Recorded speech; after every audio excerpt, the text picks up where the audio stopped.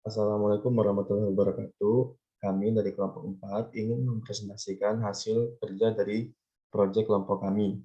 Nah, pada proyek kali ini kami membahas tentang alergi di mata kuliah Imunologi Farmasi yang dengan dosen pengampu Bapak Apoteker Zulfikar Oktober. Pada kelompok kami yang beranggotakan Alivia Salsabila Rizkwita, Diah Puspita Dini, Diana Mulia Utami, dan saya sendiri Emre Zaman Taufani. Next. Nah, pada proyek kali ini kami akan membahas yang pertama yaitu alergi, yang kedua vaksin, yang ketiga kasus bahasan, dan yang keempat analisis pemecahan masalah. Untuk materi alergi, saya serahkan pada teman saya yaitu Alivia.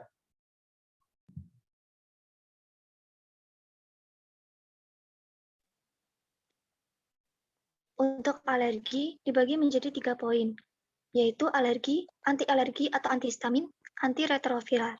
Next.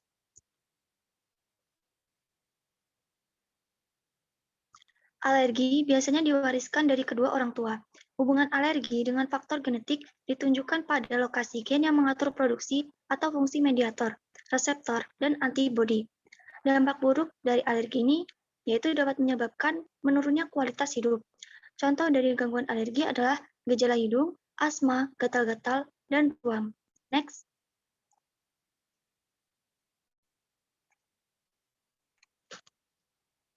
Anti-alergi atau antihistamin adalah zat-zat yang dapat mengurangi atau menghalangi efek histamin terhadap tubuh dengan jalan memblokir reseptor dari reseptor histamin. Jenis histamin itu ada histamin generasi pertama. Mengatasi reaksi alergi akibat histamin sekaligus memberikan efek kantuk. Efek sampingnya pusing, konstipasi, mulut kering, sulit konsentrasi, sulit berkemih, peningkatan tekanan darah. Contoh obat yang termasuk dalam jenis obat antihistamin generasi pertama yaitu clemastine, alimemazin, kloropenamin, kloropetadin, hidroksin, ketotifen, dan promethazine. Next.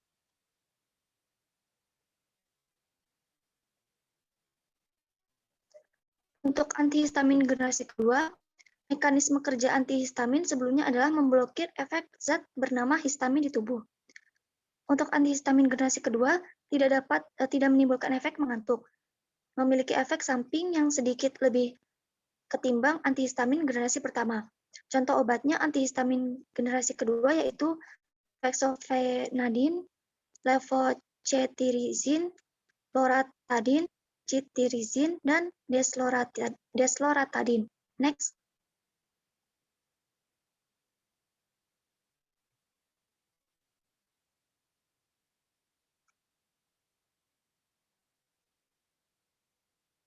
Selanjutnya, antiretroviral merupakan obat yang direkomendasikan untuk semua orang yang terinfeksi HIV. Pemerintah menetapkan panduan yang digunakan dalam pengobatan ARV dengan berdasarkan pada 5 aspek, yaitu efektivitas, efek samping atau toksisitas, interaksi obat, kepatuhan, dan harga obat. Mekanismenya yaitu HIV menyerang dan menghancurkan sel CD4 dari sistem kekebalan yang bertugas untuk melawan infeksi. Next.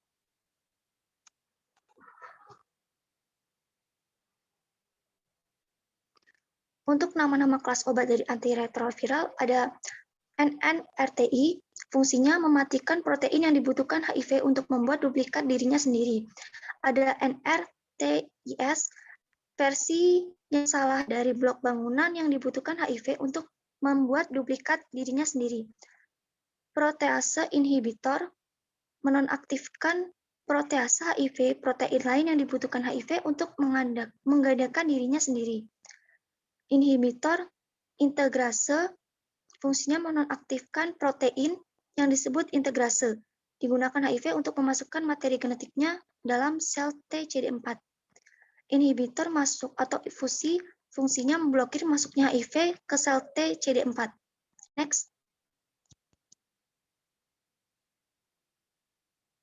Selanjutnya akan dilanjutkan oleh rekan saya yang lain. Baik, selanjutnya adalah vaksin. Vaksin adalah suatu zat atau substansi yang membantu melawan penyakit tertentu.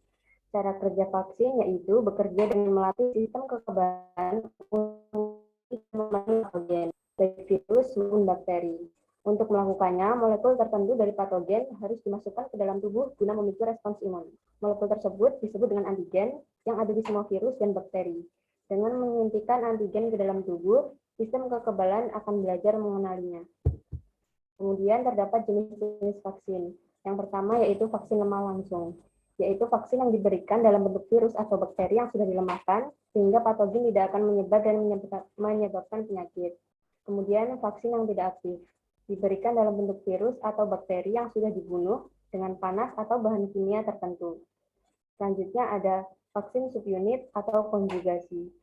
Vaksin ini bekerja dengan mengisolasi protein atau karbohidrat tertentu, sehingga saat disuntikan, sistem kekebalan tubuh dapat bereaksi tanpa menimbulkan penyakit tertentu. Selanjutnya yaitu vaksin toksoid. Diberikan dengan menonaktifkan beberapa racun menggunakan campuran formaldehid dan air. Selanjutnya yaitu vaksin konjugasi, dilakukan dengan menghubungkan antigen dari patogen lain yang dapat dikenali dengan lapisan gula dari bakteri yang disamarkan. Kemudian ada vaksin DNA, dilakukan dengan membuang semua bagian yang tidak diperlukan dari bakteri atau virus. Untaian DNA tersebut akan menginstruksi sistem kekebalan untuk menghasilkan antigen guna memerangi patogen dengan sendirinya. Dan yang terakhir adalah vaksin vektor rekombinan, dilakukan dengan memasukkan DNA dari patogen berbahaya ke dalam tubuh. Vaksin tersebut kemudian memicu sistem kekebalan guna memproduksi antigen. Selanjutnya adalah kasus bahasan.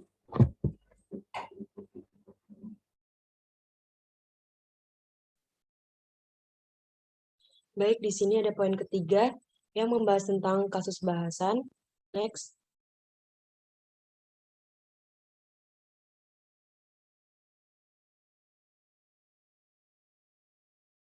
Di sini ada definisi alergi. Alergi adalah perubahan reaksi pertahanan tubuh terhadap benda asing yang terdapat di dalam lingkungan hidup sehari-hari. Sistem imun merupakan cara untuk menghadapi benda asing agar tidak terkena penyakit. Sistem imun dibagi menjadi dua, yaitu sistem imun non-spesifik dan sistem imun spesifik. Sistem imun non-spesifik, contohnya asam lambung, enzim dalam air mata, keringat, ludah, dan bahan serupa lilin di telinga yang dapat mencegah bahaya atau kuman masuk ke dalam tubuh. Yang kedua, sistem imun spesifik yang terdiri atas sel khusus yaitu limfosit, jenis sel darah putih lainnya yang dapat menghancurkan kuman penyakit seperti bakteri, virus, dan jamur yang masuk ke dalam tubuh. Next.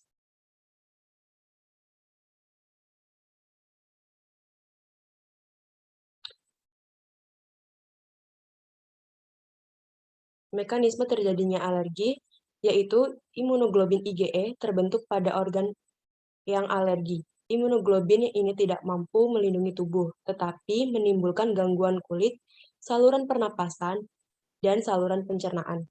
Gejala yang timbul kemudian disebut alergi. IgE mengikat alergen di permukaan sel dan melepaskan histamin, zat yang menimbulkan kepekaan tubuh yang ada di dalam sel. Histamin menyebabkan hidung berair, hidung tersumbat, kulit gatal, dan sesak napas. Jadi histamin disebut juga sebagai mediator perantara timbulnya gejala alergi. Next. Alergi berdasarkan penyebabnya ada dari luar tubuh, ekstrinsik. Yang pertama, alergi terhadap debu rumah, kapuk, dan serbuk sari bunga biasanya berupa asma dan batuk. Yang kedua, alergi terhadap makanan seperti udang, kepiting, susu, dan telur, biasanya berupa alergi kulit. Yang ketiga, ada alergi terhadap tembaga, kulit, rantai jam tangan, dan sebagainya. Dan yang keempat, ada alergi terhadap obat-obatan antibiotik seperti tetrasiklin. Penyebab dari dalam tubuh intrinsik umumnya faktor keturunan genetis. Next.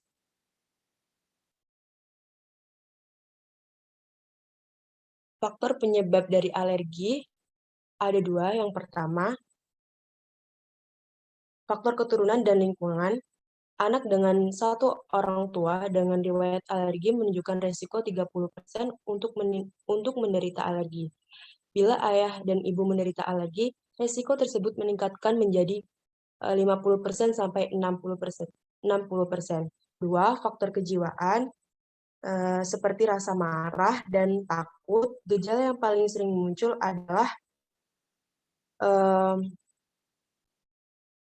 vaksin pada kulit. Next. Yang terakhir itu ada diagnosa. Setiap reaksi alergi dipicu oleh suatu alergen tertentu, karena itu tujuan utama dari diagnosis adalah mengenali alergen. Pemeriksaan bisa membantu menentukan apakah gejalanya berhubungan dengan alergen, apa penyebabnya, serta menentukan obat yang harus diberikan. Next. Baik, selanjutnya akan dilanjutkan oleh rekan saya yang lainnya. Selanjutnya itu poin keempat, analisis pemecahan masalah.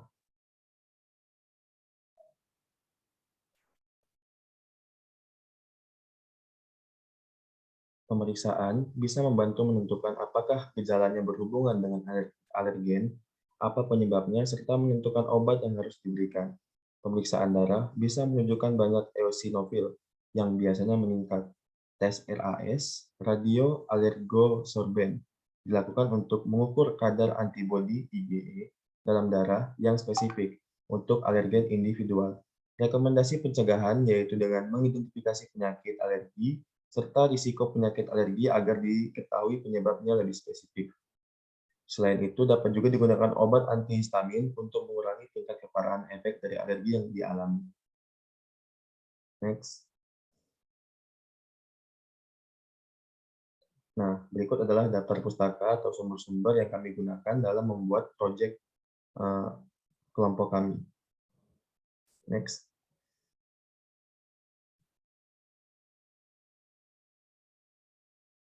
Oke, next one. Mungkin cukup sekian presentasi dari kami kelompok 14 tentang proyek imunologi farmasi tentang alergi. Apabila ada kesalahan kami mohon maaf. Kami akhiri. Wassalamualaikum warahmatullahi wabarakatuh.